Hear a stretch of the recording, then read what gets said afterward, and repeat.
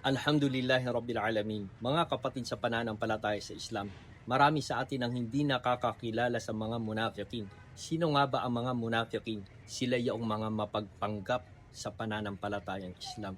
Sinabi ng Panginoong Allah Subhanahu wa Ta'ala sa loob ng Quran, Innal munafiqina fid darkil asfali minan nar.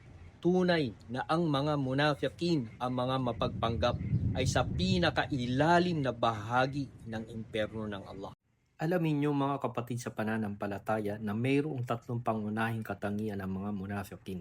Sinabi ng Propeta Muhammad sallallahu alaihi wasallam, Ayatul munafiki salasun, idha haddasa kazab, wa idha wa'ada akhlaf, wa idha tumina khana.